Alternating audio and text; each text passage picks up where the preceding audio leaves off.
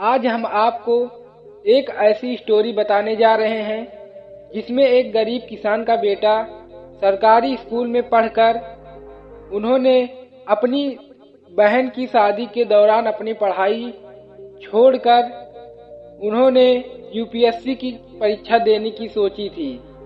रवि कुमार को आईएएस बनने का सपना था, वे अपनी पूरी नहीं कर पाए थे, इसलिए उन्होंने अपनी आगे की पढ़ाई पूरी की।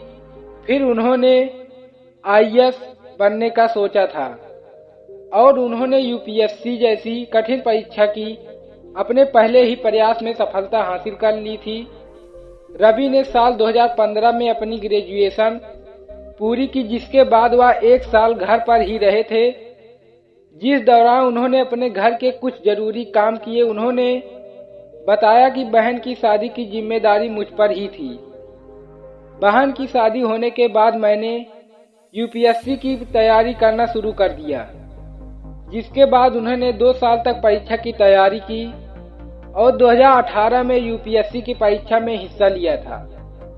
लेकिन उन्होंने बेटे को तैयारी करने के लिए दिल्ली भेजने का निर्णय ले लिया। रवि ने 2 साल तक दिल्ली में रहकर यूपीएससी सिविल सर्विस की तैयारी की। रवि को हिंदी मीडियम से पढ़ाई के कारण कुछ तैयारी में समस्याएं जरूर आई, लेकिन इसके बावजूद भी उन्होंने हिम्मत नहीं हारी। साल 2015 में अपनी स्नातक की पढ़ाई पूरी करने वाले रवि 1 साल पर घर पर ही नहीं रहे। हालांकि इस साल में उन्हें कई जिम्मेदारियां निभानी थी। इस दौरान रवि ने बहन की शादी और फिर अपनी यूपीएससी की तैयारी शुरू कर दी। 2016 में 2018 तक रवि ने यूपीएससी की तैयारी सिर्फ 2018 में ही आईएएस सर्विस सेवा की परीक्षा दी और पहली बार में 337 रैंक के साथ उन्होंने इसे पास कर लिया।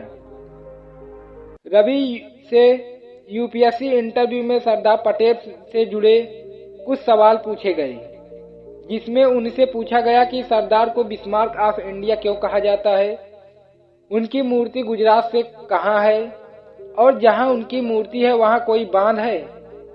रवि ने बताया कि उन्हें क्षेत्रीय भाषा का बात करना और नई भाषाओं को सीखना अच्छा लगता है।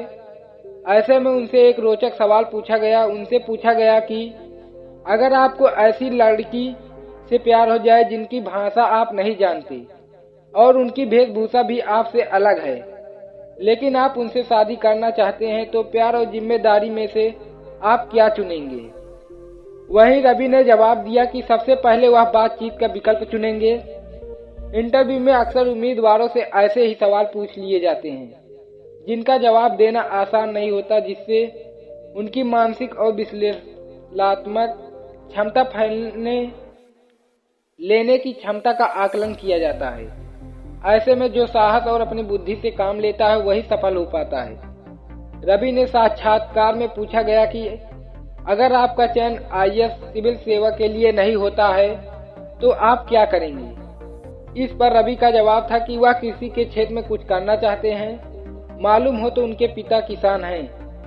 साक्षात्कार में रवि के बाल ठीक तरीके से नहीं बने थे। दोनों कानों की तरफ उनके बाल थोड़े उलझे हुए हैं।